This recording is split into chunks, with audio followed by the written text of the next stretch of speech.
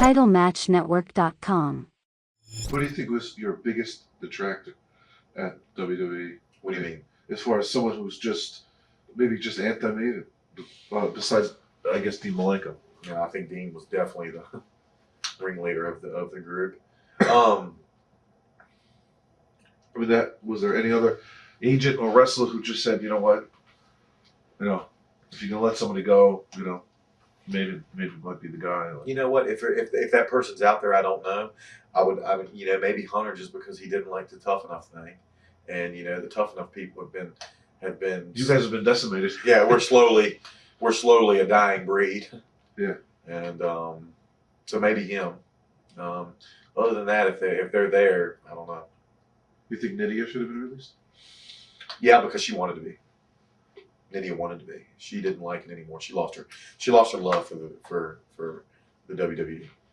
She was happy. She was ecstatic when she got released. Same thing. False promises and false pushes and perhaps. But no, she was happy. The phone call I got, I was expecting. You learn to callous up real quick, and you learn what to take to heart, or what's being told to you to make someone else feel better, if you know what I'm saying. Wrestling business is full of it's full of empty promises and empty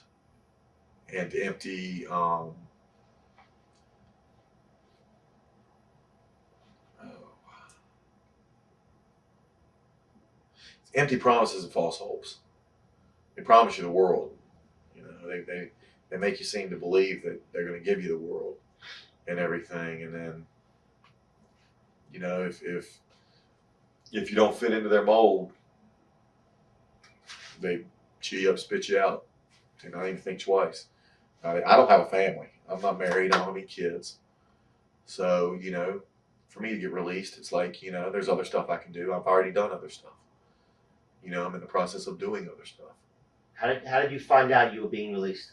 It was ironic that this happened, but I got home.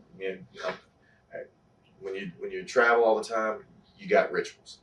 So I got home, ritually took all my wrestling clothes out of my bag, put them in the washing machine, started washing them. I went, took my boots were. The soles were rubbing out on me. So I took my wrestling boots to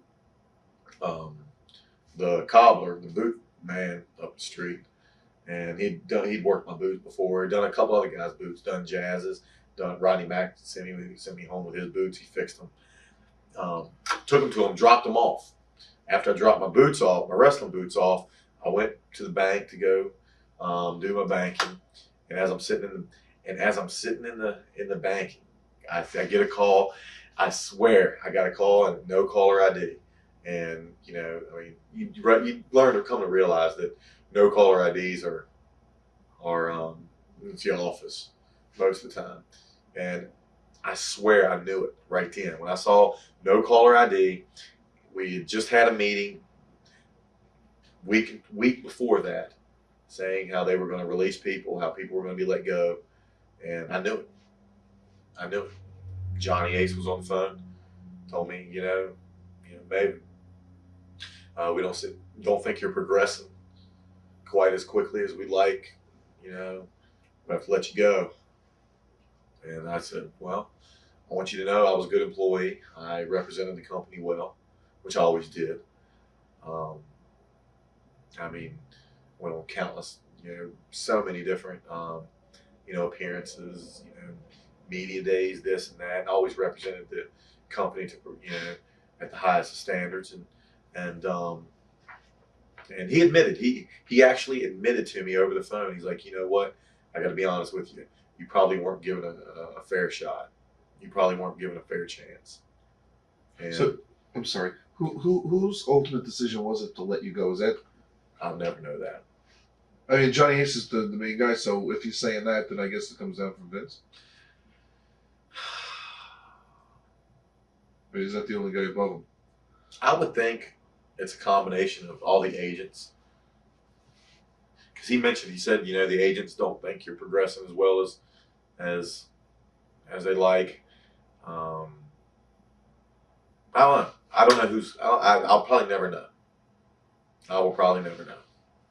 So, I don't know. so I had the conversation exactly after. He asked me. He said, if you need it, he's like, if you need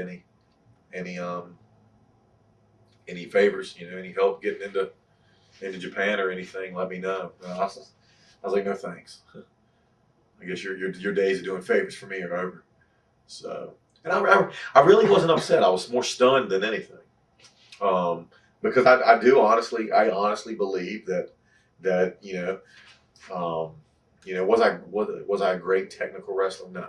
Was I great in the ring? Psychological wise? No, absolutely not. If given a chance to develop and given proper guidance, could I have been entertaining? You bet your ass. You bet your ass I could have. And more than anything, I think I didn't leave mad at all. I guess I left frustrated and upset at the fact that I don't think I was able to do everything that I had in me.